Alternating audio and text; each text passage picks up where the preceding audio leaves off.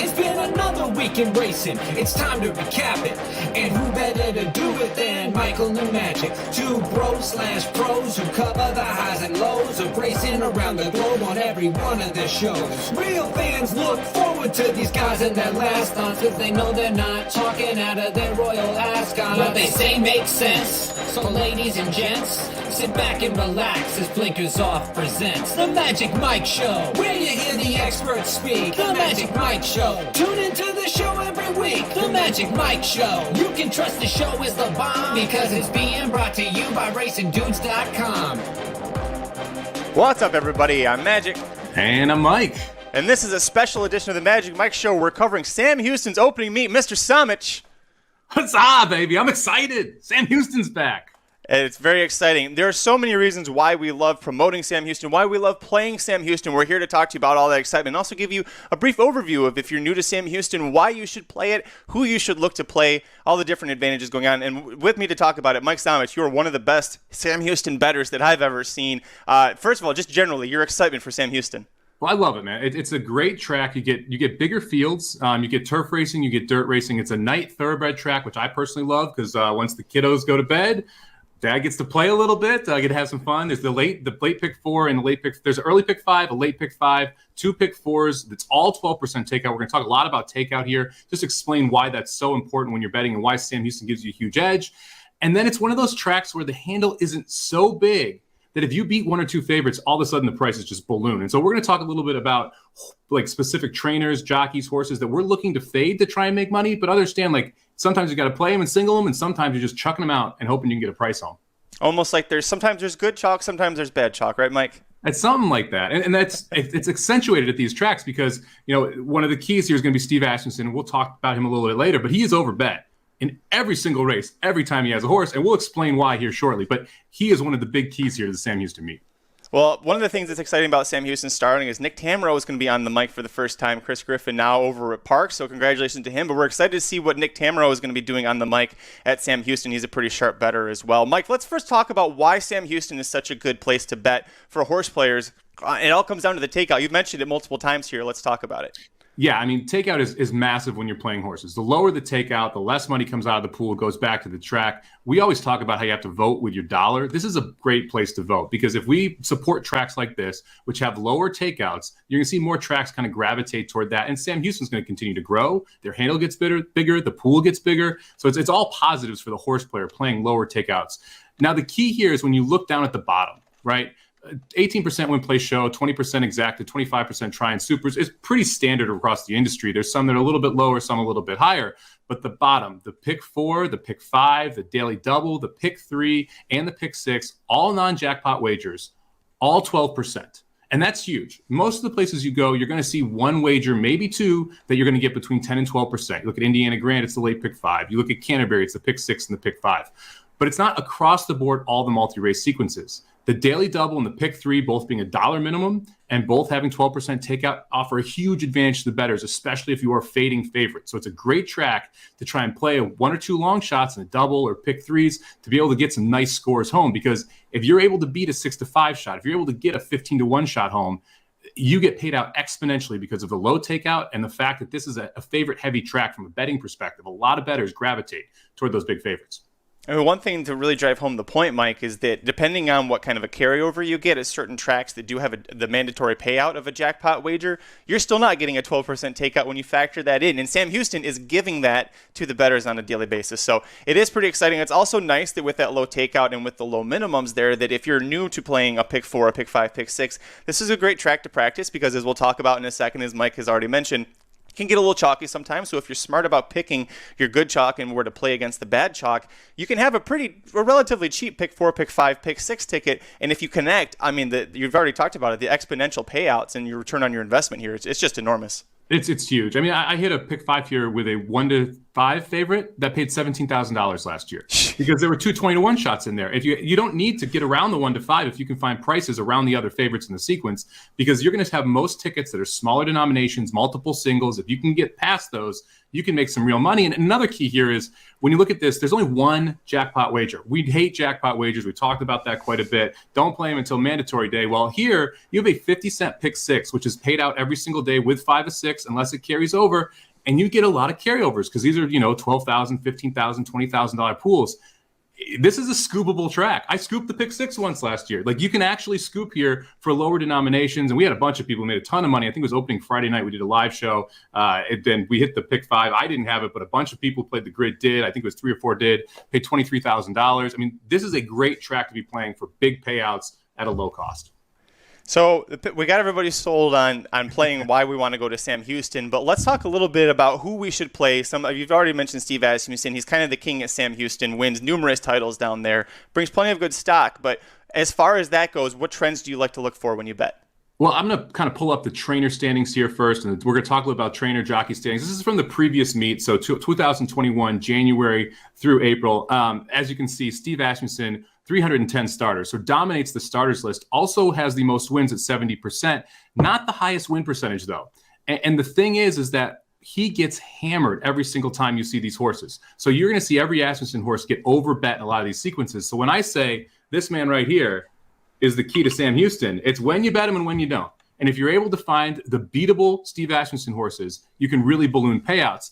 Now, what also is interesting here, now Stuart Elliott obviously is the leading jockey here as well. He's Steve Asmussen's go-to guy here, so you'll see them team up quite a bit. If you go down to the ownership standings, this is also awfully interesting to me too. Steve Asmussen was your leading owner last year, 22.2%. Winchell Thoroughbreds, one of Steve Asmussen's main clients, was 5th place on the ownership list at 20, and they came home almost 27%. So like I said, a lot of this is really how do you play Steve Asmussen? So if you find bad Asmussen horses, those are sequences you can really cash it on because you know they're going to get overbet. And I know one thing just from being your partner for the last few years that you like to look for is Steve Asmussen loves to claim horses with his own money too. So when you see Steve Asmussen claiming horses and bringing them to a place like Sam Houston and running them under his name with his silks, usually that's a tip-off that something might be going on with that horse too. Yeah, totally. And that's why it's important to note that he was the leading owner as well, because you're going to see a lot of Steve Asmussen horses. Those tend to be the ones that I like more. If you have two in the same race, look for Stuart Elliott where he is. That's a big tip-off. Rye Eccleberry is the other main rider for Asmussen, who happens to be number 2 in the standing. So I'm sure you're catching a theme here. Now, as far as like getting around him, Danny Pishoff, the claim, someone I like to use. Austin Gustafson, who's at 3rd in the standings there, someone I like to use. You'll notice Gustafson's 25% versus Asmussen's 22%. If you go down the board as well, you got Todd Fincher. He's 27% with only 47 starters. He's another trainer I look for when I'm trying to beat Asmussen. And then Scott Young is one that I like in this circuit. You see him a lot down at Will Rogers. You'll see him at Lone Star as well. When he has his boy Floyd Weffy Jr. up, look out, man. Those two team up quite a bit. That's a combination I look for as well. So those are some of the other trainers here that I think are relevant. You also have Carl Broberg sitting there. I want to at least give him a shout out. 5th in the standings. Actually, the second leading ownership group, End Zone Athletics, that's Carl Broberg. So when you see Carl Broberg training End Zone Athletics, that's Carl Broberg owning and training the same horse, much like Asmussen. Yeah, I noticed that it was interesting. He's 4th in the trainer standings last year, but he was 2nd in the ownership group. So interesting how that kind of worked out. Tells you that Caldwell and Gustafson probably had a few more horses from other clients. But yeah, great information on the jockeys, the trainers. How about when we're looking at post positions? Is there any trends that you see from that one perhaps you can talk about? This is kind of interesting to me. This is the post position rankings for both sprints and routes on both turf and dirt. And the one thing that really jumps out at me here, 50% of the races are won by the inside 4 posts on every single surface. So make sure you are looking for inside. When you're looking for inside speed, especially, I think that's important. So note who is on the rail or who's going to get the rail around that turn as the speed. For me, that's something I'm always looking for at tracks like this. Turf course, you want to be more forwardly placed. It's tough to come from off it. So always make sure you're looking for that lone speed. And then when you have horses who are coming in that showed speed at larger circuits, if you have someone coming from Oakland who showed speed and absolutely quit and is running at the same level, I'm interested in that horse coming back at somewhere like Sam Houston because that speed is going to be much more dangerous at what I'll call a lower tier track, even though I like it more than somewhere like Oakland Park. So for our podcast listeners, just to let you know, for the post position stats that we have on the screen here, one trend that I'm noticing just from a quick overview, Mike, is that while, of course, the post positions when you're going a mile and over on the main track, you don't want to be drawn out super wide. You can actually have a decent chance here from post 8 or 9. 4 for 28 last year from post 8, 3 for 15 from post 9. So from what that tells me, Mike, is don't necessarily automatically discount a horse just because he or she might have been drawn outside going 2 turns. Yeah, dead on. Like you cannot just directly discount just because of where they are. The turf course is interesting. You have a chute that comes into play sometimes. You have to be a little bit more aware of where they are, how fast they're going to get into that first turn, because certain post positions are going to play better if you have more of a stretch to run into that first turn, if you're just going right down the chute. But not as drastic of an inside advantage as you'd expect for that over a mile turf race, which is kind of something where you definitely expect to see that. And again, I would definitely skew towards speed here. So if you're looking for horses that are going to be inside speed, and that's why I think some of these inside post positions have hit. One cool thing I want to talk about before we jump off here, Sam Houston does a great job providing this data as well. So this is all off samhouston.shrp.com. If you go to their leaderboard, they update this throughout the meet. This includes the thoroughbred meet leaders for this one, the previous meet as well. You got the quarter horse leaders. It also has the payouts, so the record payouts over that time frame. So it's just kind of a cool it's a cool tool for handicappers to be able to use to get these stats updated in real time for the current meet, not just the previous one, which we're looking at. Well, Mike, thanks for going through this with me. Sam Houston holds a special place in our hearts on the Magic Mike Show, the first live show that we ever attempted. Very few times, but if we did it, was covering Sam Houston when they first started back. It was January of 2020, or 2019, was it? It was 2019. Wow, we've been doing this a long time. But we do love this track, and if this seemed like an advertisement for it, I do want to say as a disclaimer, this is us just promoting it because we love it. They didn't contribute to us. We'd love to, if you want to, Sam Houston, if you want to talk to us about it, we'd love to be sponsored, but this is just us as horse players trying to, we're backing it up. We say it all the time on the Magic Mike Show. If you listen regularly, if you subscribe, we always say play the tracks with the low takeouts, bet with your dollars, like Mike said at the top of the show, and this is us proving it. We really want to try and promote these great tracks. Indiana Grand, when it comes back in the summertime and in the spring, I'm sure we'll be covering them kind of similarly. So final thoughts, Mike, on Sam Houston before the meet gets started here. It's just a lot of fun, man. I'll be on. The last couple of years, I've been on Twitter late night throwing out pick 4 tickets. I'm planning on doing that again. We'll have a free grid for opening day, just like we did the previous year. It's tough to take the Somobombs there because you can kill the pools if you have too many people betting the same tickets. But I'm sure that we'll make sure we do some of the pick 5 sequences and pick 4 sequences as we go through the meet on the Magic Mike Show. And make sure you check out the free picks every day for Sam Houston over at racingdudes.com.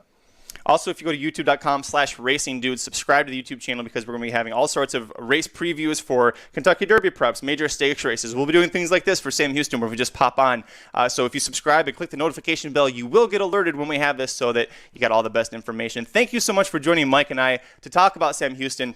Like Mike said, we'll be covering this all meet long, so follow us on Twitter. I am at Curtis Kalleward. He is at Somobomb18, number 1, number 8. You can follow our corporate overlords at racing_dudes. Thank you so much for joining us. Until next time, I'm Magic. And I'm Mike. Good luck at Sam Houston. The Magic Mike Show, where you hear the experts speak. The Magic Mike Show. Tune into the show every week. The Magic Mike Show. You can trust the show is the bomb because it's being brought to you by racingdudes.com. Death